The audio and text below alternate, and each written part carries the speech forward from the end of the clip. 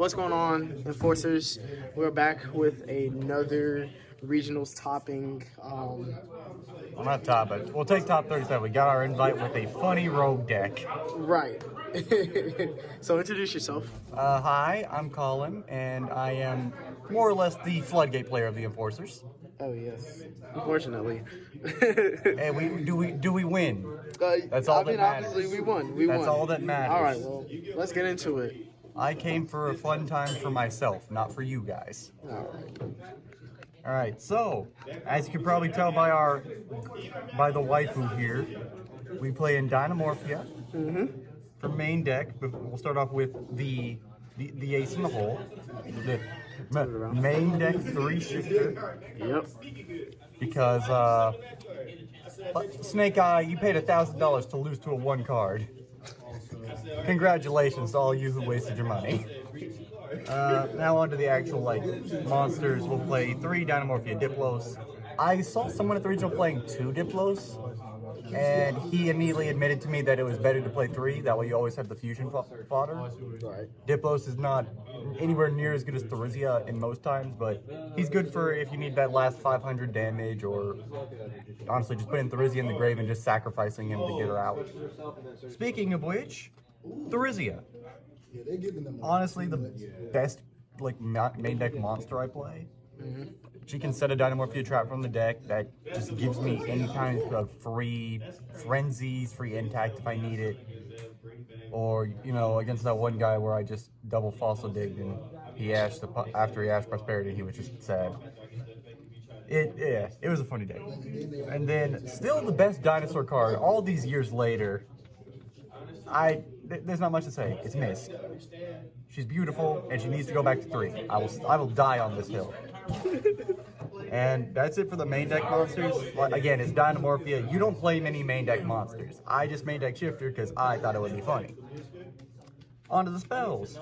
3-potted duality. You are never special summoning on your turn unless you open the domain or brood or something, but even then you're doing it on your opponent's turn. You don't need a special summon on your turn 1, and if you get it later on, honestly, just getting those free traps later can be very useful. Speaking of pots, we have a Pot of Prosperity. Honestly, kind of expected. Just get to the cards you need.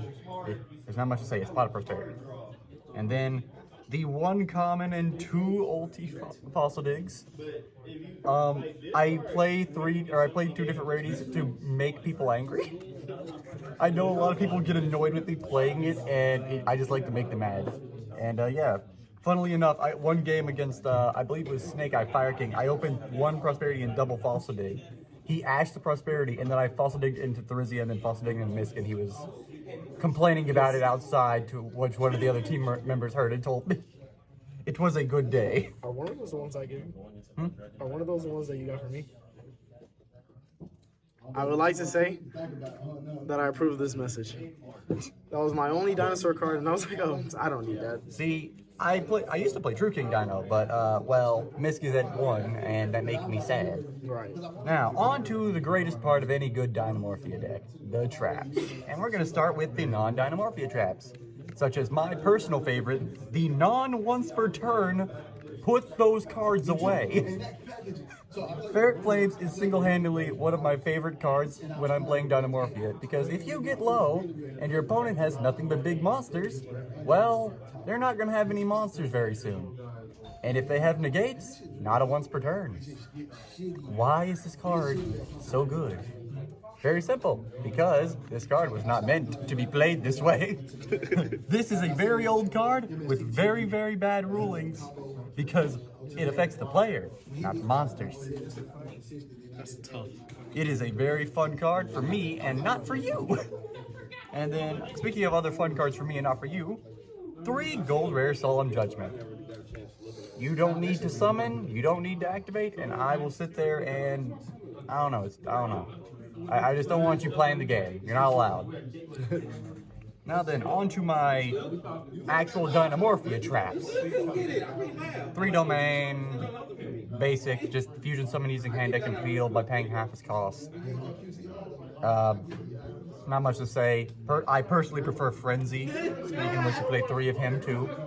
You always need to play 3 and 3, in my opinion, because you always need the access to fusions. If you don't have fusion access, you may as well just scoop the game. Unless you can pray to God that they break, in which case, you are the luckiest person I've ever met. And I was also a very lucky person when a man opened with Lullaby of Obedience. He called Ash. He called Snake Eye Ash. I stared at him for a minute and just shook my head slowly. And then set one pass turn, I went first, basically. Next of all, the card that says Ash can go away. Dinomorphia intact. The most broken card in the deck, in my opinion. Basically, you pay half your life points this cost when your opponent activates a monster effect, and then you negate the activation, destroy it, and then for the rest of that turn, any battle damage you take, it doesn't matter if you have monsters on field anymore, it doesn't matter if you have anything on field, any battle damage you take is changed to half your life points at that time. Which is annoying. Welcome to how we survive every time against all those people who think, oh, he's cleared. Swing? Swing? No, I'm at 1. You're going to be at .25. Actually, no, you won't ever be at a point. Yu-Gi-Oh! Maxes out at rounding up, always. That's crazy. So you're just going to be at 1 for the rest of the season. Exactly. Yu-Gi-Oh! Rounds up, and that's what makes this deck broken. Now, speaking of Dinomorphia traps, we have Dinomorphia Brute. Pretty simple. Blow up one Dinomorphia monster I control, one card you control, non-targeting, which is amazing. Speaking of which, all the monsters, yeah, they float and they don't target. So that all those Druid Worms, you better hope you hit all my copies, because at least one of them's coming back. And then we have Dinomorphia Alert. Runs out into up to 2 Dinomorphias whose combined levels are 8 or less. It's really strong, and again, doesn't target. Get those DD crows away from me. And then the one copy of Dinomorphia Sonic, it's basic, just one spell and trap negate just in case. The amount of times that you get evenly matched or, Harpy's Feather Duster or Lightning Stormed. Surprisingly didn't happen much at the regional, but, well, it happened enough that I had to care. I think it was one game against a Snake Eye guy, but that didn't really last long. So yeah, that's a 40 card main deck. Moving on to the extra deck. 3 copies of Dinomorphia Kentrigina. Pretty simple card. Loses attack points equal to your life. She was at 0 a lot because she is your bridge into the other guys. You pay half your life points. It's cost to banish the Dinomorphia normal trap. I wish it said basic normal trap because I would be having a field day copying Ferret Flames, but no, sadly I can't. Not yet, at least. One day.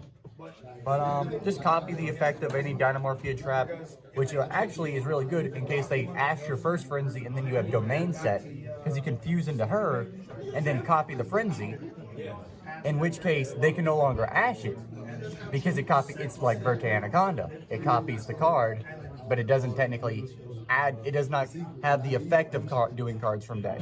Meaning, it's great because they can't ash it anymore, because its effect is to copy, not to fuse from deck. Right. Next is, the good old boy, aka what I like to call fodder.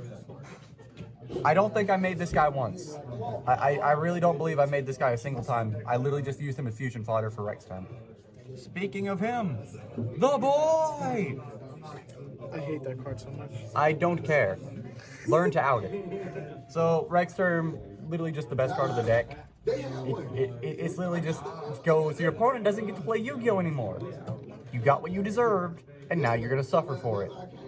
You paid all that money for a Snake Eye core, and now all your monsters are, I'm at 500 life points, and all your monsters can't do a single thing. Right. Sorry to all you Snake Eye players who are quickly realizing that you wasted your money. All those life savings gone.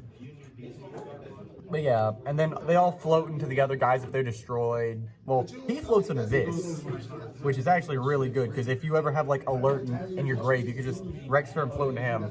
His quick effect to banish the alert and then summon back Rex Term, and you just laugh at your opponent as they quickly realize that they fucked up somewhere.